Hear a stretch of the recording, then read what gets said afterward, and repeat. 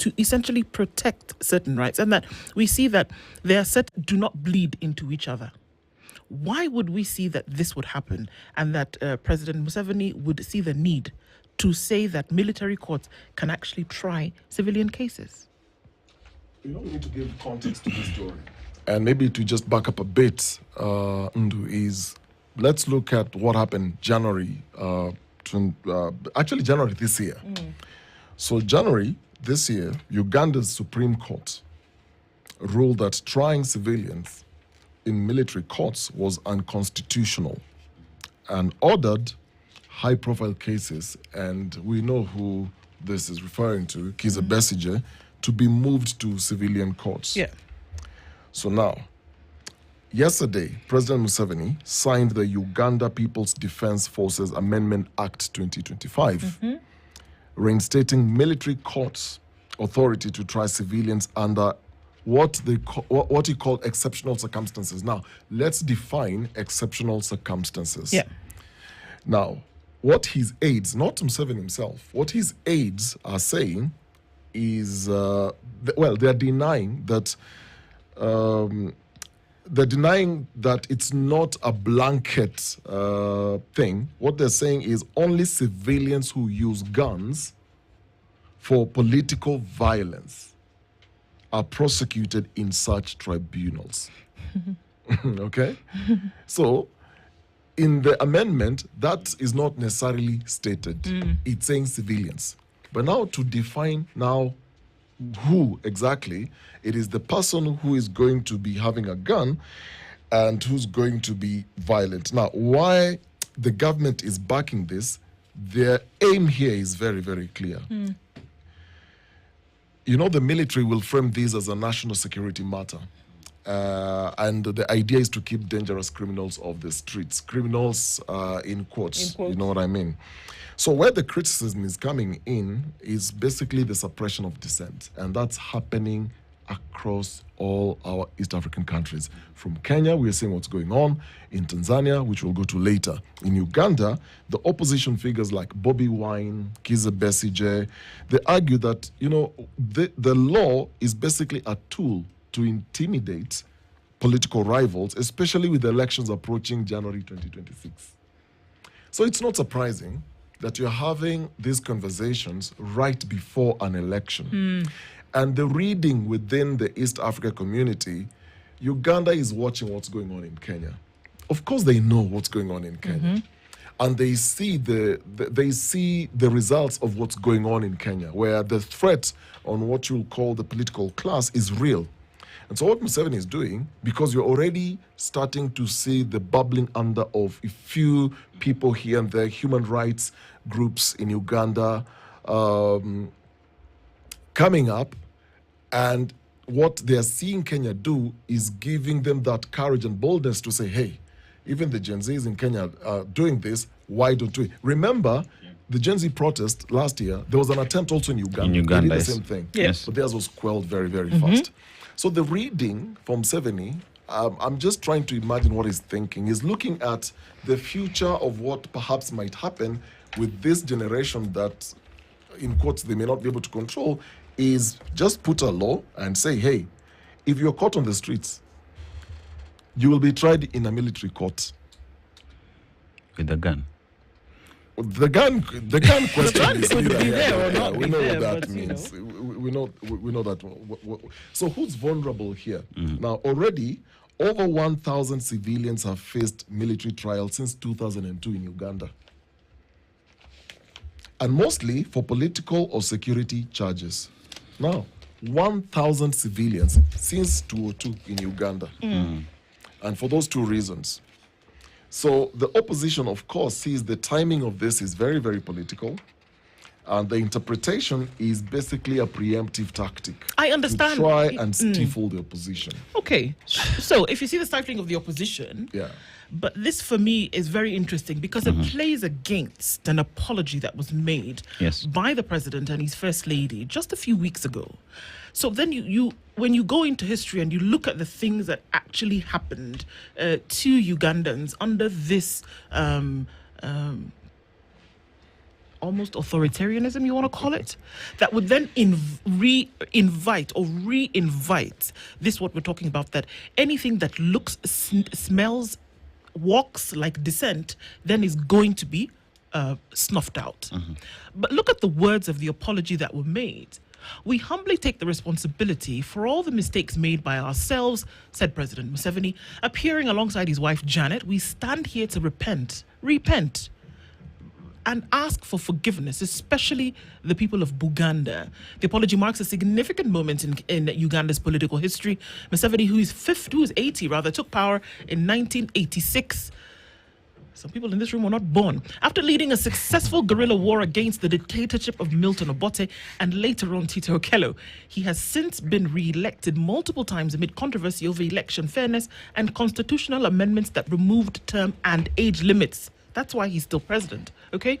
Now, while he's been credited with bringing a measure of stability and economic growth to Uganda in the early years of his presidency, his administration has also faced accusations of human rights abuses, expression of dissent, expression of what? Dissent. Suppression of dissent and corruption. So this apology came. The reference to the Buganda community is particularly notable. Relations between the central government and the Buganda kingdom have been strained at times, with clashes over land rights, cultural recognition and political autonomy. First Lady Janet Museveni, who has served in various ministerial positions, including education, also echoed the president's sentiments. She said, "We have made mistakes, and we know some of those have caused pain and division. We ask for your understanding and forgiveness."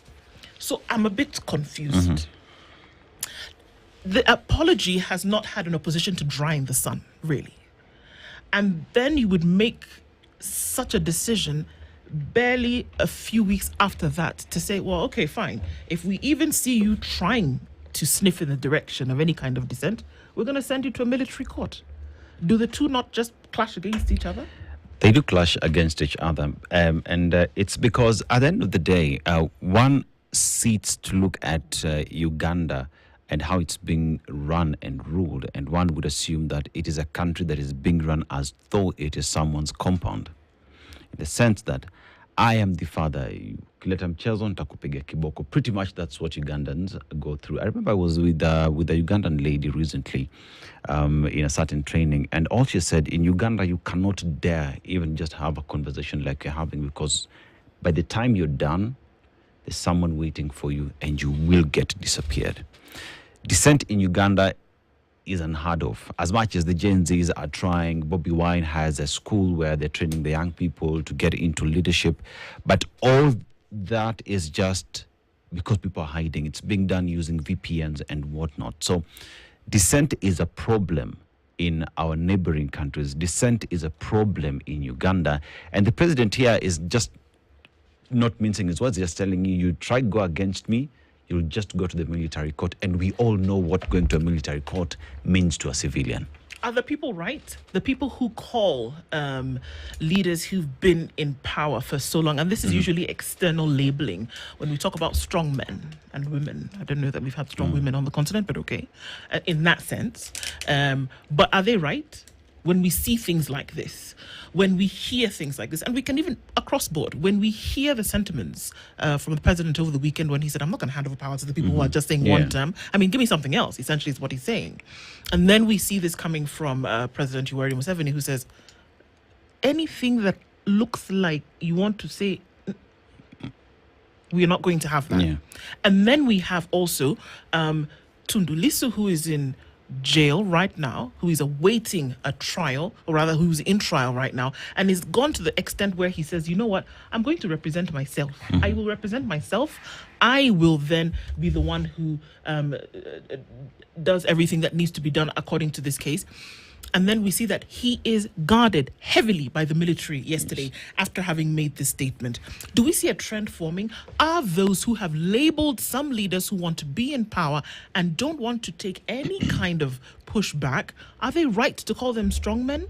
In this case, strong men and a woman, are they right in those assertions that they make? we don't get enough of power. We don't get enough of criticism. We don't get enough of people wanting to follow the rule of law, or for you to actually be in power for the protection and the proliferation of the well-being of livelihoods of your citizens. Are they right to call them strongmen? You know, whenever you have a threat to, in quotes, the throne, there will always be a pushback. But the pushback in a democratic space can work in several ways. One is convince then the populace that, look, if I'm making a mistake, I'm ready to own up. Like the case of Museveni, what they did, though I strongly feel that was so heavily choreographed.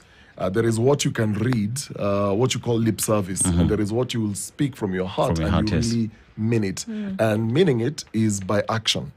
So what you see happening in Uganda reverberates in Tanzania, echoes in Kenya.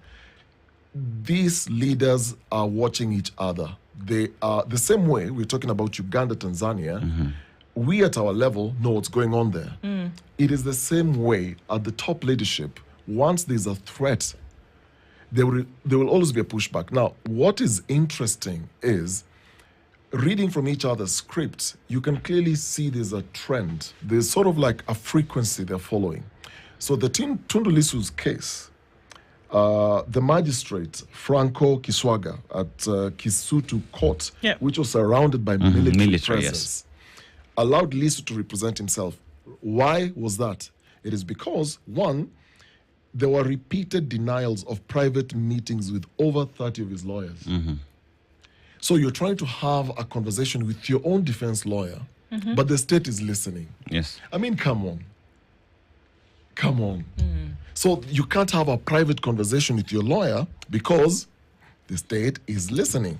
Now, Lissu's voiced serious concerns that monitored calls in a small room could be tapped, compromising his legal strategy. There are all these things. Now, when you look at multiple reports from Tanzania and what the conversation is all about, it's pointing towards not just stopping this dissenting voices, but actually crushing. Yes. Obliterating. Yeah. Yes. Yeah.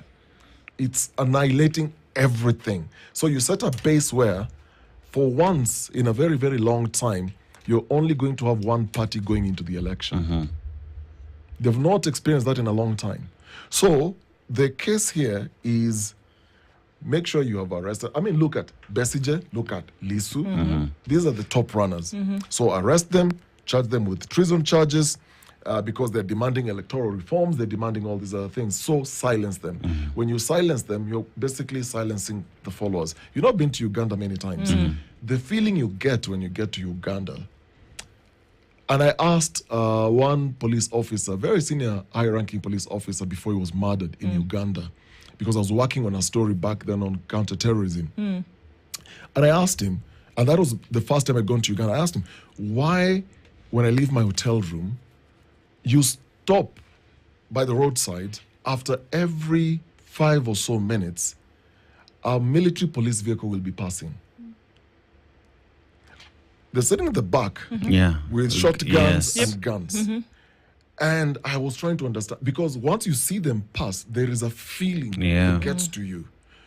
So, you know, he smiled and he told me, Dennis, there is what we call show of force. This is to deter anyone who might be thinking that you want to do anything. That you want to do anything. Even breathe it wrong. So it's very clear what's going on there. Now, just circle this back to now Tanzania, and which for a very, very long time we've known to be, you know, very polite, their politics, how they handle their politics. And for the first time, we are seeing human rights organizations calling out the President Suluhu. The international community has called out on Suluhu. We know what happened to Boniface Mwangi in Tanzania and what's been going on currently. And so it points to the same thing. Stop these voices. Which begs the question, these leaders that are running these countries, Uganda, Tanzania, are in those positions for the benefit of the people. You can't lead a country without the people. And one would assume that you want the best interest of your people, and that dissent as well is welcomed to help you run your government better. So is there correlation with the Gen Z protests that happened in this country that these leaders now want to ensure that that does not come to their doorsteps? Well, they said it already. The President Samia Suluhu basically said, she said it, she was very clear that, she did. She said, what I've seen happening there, I don't want it to happen here. She said it in no uncertain terms, and she said it in a public arena. So and I think there might be the issue, because we've also heard that kind of sentiment come out on this side of things as well, whereby any voice that comes up that is different from the voice that sits in the administration is seen as dissent. It is not just an opposing voice, but it is seen as a dissenting voice. And the action that you must take against dissent is to annihilate it. That you cannot, for some reason, fathom that in the same space, the thoughts that you have or the plans that you have can exist in the same space with somebody else who is doing or thinking something else. And I think that is a very unhealthy way of operation. The fact that you who is in power is not focusing on what it is that you should be doing, but then focusing on what somebody else may be saying that could deter you from the path that you are on to remain in power is extremely unhealthy. And what that does is that it does then turn people into strong men and women. It does. That you lose the focus, and now instead of me focusing on the race that I'm supposed to be running or the target that I'm supposed to be hitting, I'm looking over my shoulder all the time. And if it is going to be a threat, and I think to an extent it is human nature, if it is going to be a threat to me, then what I want to do is put it out. The manner in which I put it out, or the resources that I employ to do that, is a whole different kettle of fish. But the truth of the matter is that human beings, first of all, as human beings, are not comfortable with anything that is going to come and destabilize you. How much more when you have tasted power? How much more when you have all of this at your beck and call? So that you can be uncomfortable with and want to snuff out what you see to be dissent. And I think we're on the precipice of something extremely dangerous here.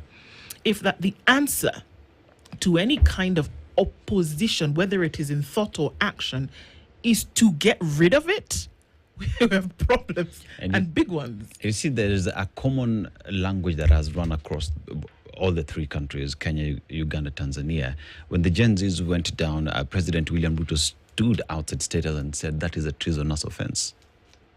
Same thing is happening in Uganda. The Same CS thing is happening in yesterday. The CS yesterday said that anybody who was going to get into parliament, for example, is a terrorist. Is a terrorist. So if you look at all this, there is a pattern where everyone is watching and they are coming up with a common language, a common act. Fortunate enough, I think, Kenya, we are still able to talk and speak. The subliminal messaging here, it's a classic case of, there's nothing new under the sun. There is nothing new we are saying. These things have been done before. The other leaders, strong men, like you say, who have been there before and they left. You look at the treatment of Kizza Besigye through the years. Not just this. This is not a 2024, 2025 case. You look at the poor guy, the things he has gone through.